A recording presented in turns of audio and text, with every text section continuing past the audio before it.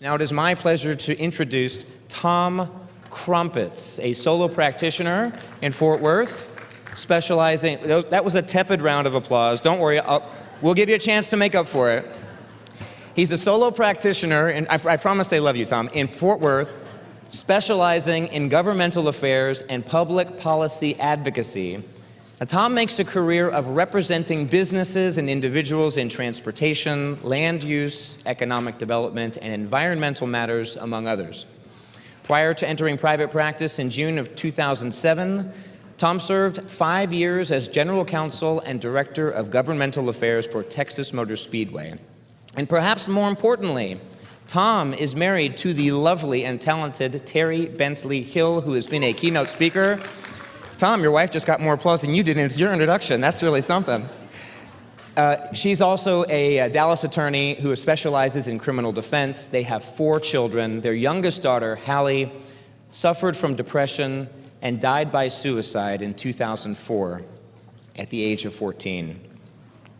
Terry and Tom have dedicated their lives to advocacy efforts to support services for mental health awareness and treatment, serving on boards such as the Suicide and Crisis Center of North Texas, the Jordan Elizabeth Harris Foundation, and the Grace Lawn Car Foundation. Ladies and gentlemen, please help me welcome our friend, Mr. Tom Krampitz. Thank you. Good afternoon.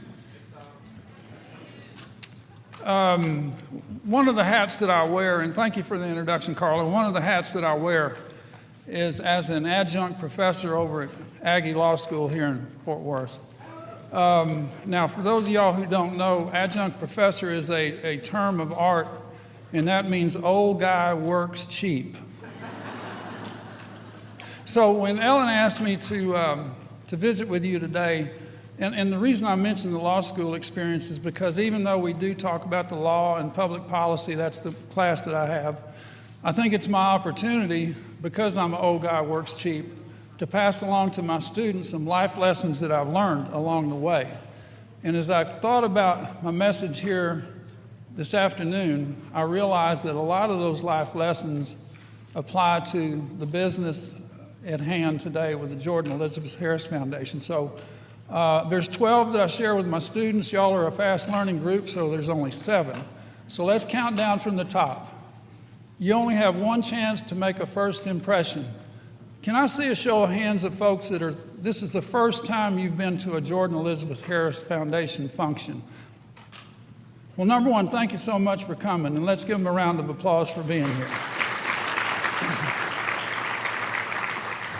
And I can guarantee you that because of the hard work of the volunteers and the staff, and really the passion of the founders, Tom and Ellen Harris, I guarantee you that today is going to be a tremendous first impression. Number 6, stay in gratitude. You know, there can be dark days, and sometimes we just need a little extra help. And what Terry and I have found works for us is to stay in gratitude. There's a whole lot of stuff out there that's pretty dark in the business of suicide and depression. But if you stay in gratitude, and Terry does this every morning of her life, she gets up and she makes a gratitude list. And again, in referring to the founders, Tom and Ellen Harris, I couldn't be more grateful for the way they've turned pain into purpose and a passion for ending suicide and depression. So a round of applause for Tom and Ellen Harris.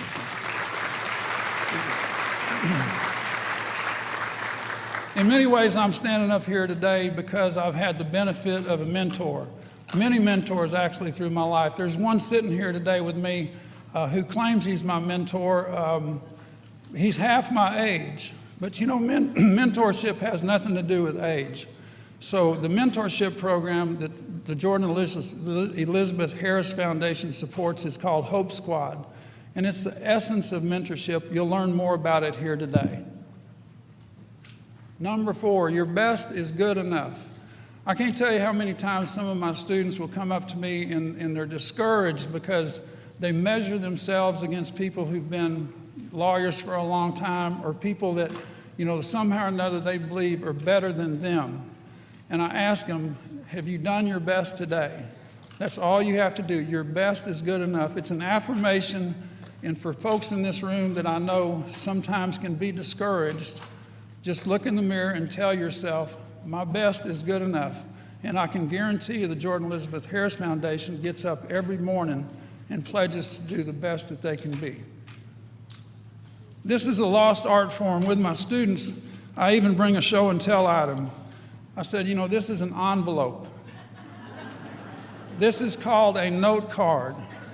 It has my name on it. And what you do with this is you write notes. People don't do that anymore. They might write a tweet or they might write an email, but people don't write notes. My daughter Katie is wonderful at writing notes. You know, they're little love letters is what they are. On your table, guess what? There's a way for you to write a note.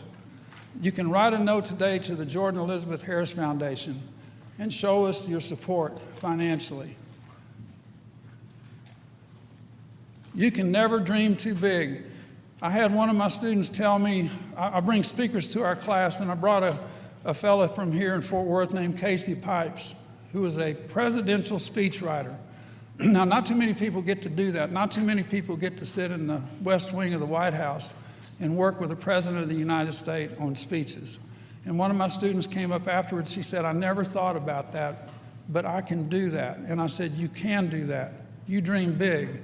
If you go to the Jordan Elizabeth Harris Foundation website, you'll see a vision statement that says, a world without suicide or depression. At the Jordan Elizabeth Harris Foundation, we dream big. Isaac Manning, who you hear from here today, will tell us we can't dream too big. The fight that we're in is too big not to dream big, not to set standards really high. And the Jordan Elizabeth Harris Foundation is tenacious in our quest to live in a world where suicide or depression do not exist. Number one, there's a tie. You must take care of yourself. I'm in a room full of people who take care of other folks. And a lot of times we don't do what we need to do to take care of ourselves. So if there's ever a time where you're feeling alone, where you're feeling lonely, where you feel like you need to have some support and help, that's another way that the Jordan Elizabeth Harris Foundation can be of assistance to you. You can never be alone as long as the foundation exists. And finally, you must be present to win. You know, there's a lot of mornings you get up and you say, you know, I just don't want to do that. I don't want to go there. I don't want to have to take care of that. And those are exactly the days that you need to get up, suit up, show up, because that's the only way we win. We have to be present to win.